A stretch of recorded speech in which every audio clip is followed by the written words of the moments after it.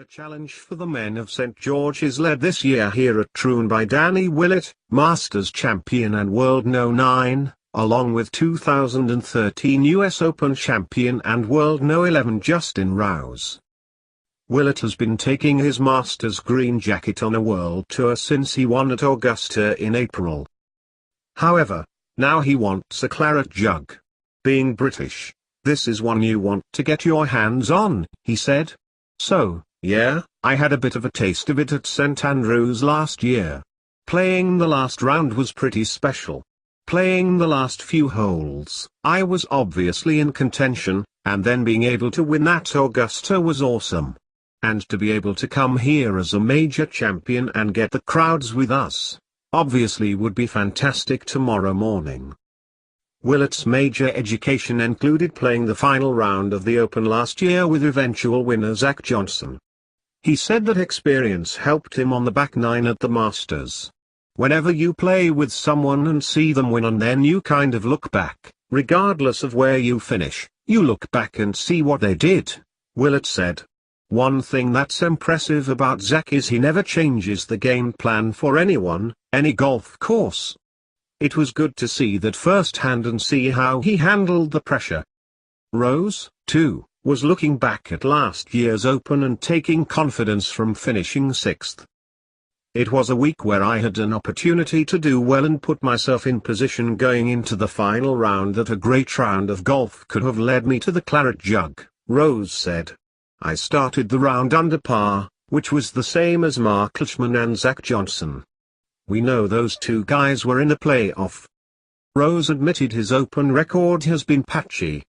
Indeed, his best finish was tied fourth when he memorably chipped in at the last hole as a skinny teenage amateur at Birkdale in 1988. My Open form is something I've definitely been conscious about, he said. Last year was a nice step in the right direction. Like all the British golfers, there is a danger that they get lost in a fog of obsession about the Claret Jug, much like Americans dream about a green jacket. I think there's a danger, for sure, Rose said. That's where history is at, and that's what's going to define you as a player.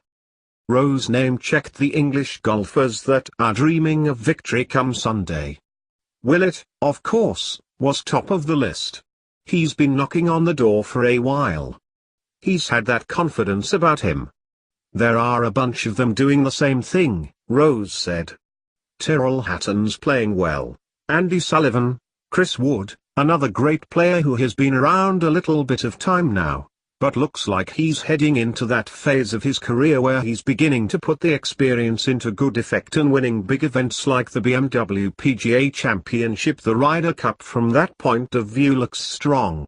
Matt Fitzpatrick as well is a wonderful talent. All of those players are capable of winning a major championship. There seems to be that flow of talent coming through. There's old, experienced talent still coming through too. Lee Westwood is now 43 and has 9 top 3 finishes in majors. He is the only player to finish third in all 4 majors without winning one. His chance could still come. He finished second at then Masters in April and is back in form in a Ryder Cup year. Royal Troon is made for him.